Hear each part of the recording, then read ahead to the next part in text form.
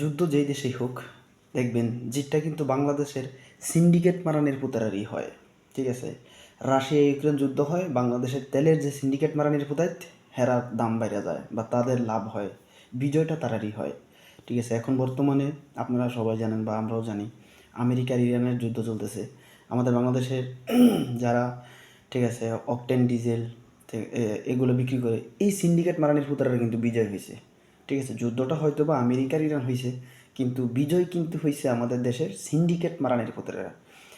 আমরা এর আগেও অনেক আন্দোলন, অনেক কিছু করছি, যে সরকার কি করতেছে দেখেন, কোনো সরকারই, ঠিক আছে, এই সিন্ডিকেটটাকে উৎখাত করতে পারবে না। আমি বলবো যে আমরা যদি নিজেদের থেকেও, মানে নিজেরা নিজেদের থেকে জায়গা থেকে ঠিক না হই, আসলে সরকার কি করতে পারে? একটা সরকার উনি কি করতে পারে? এই কারণে বলবো, আমাদের সিন্ডিকেটের উপর একটা, মানে সারা বাংলাদেশের যারা মানে সিন্ডিকেটের বিরুদ্ধে আছি, তারা আসলে যুদ্ধ ঘোষণা করা উচিত।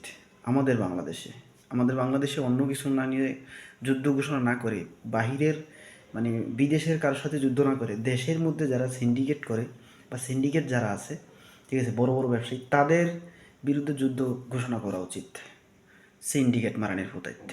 ধন্যবাদ সবাইকে।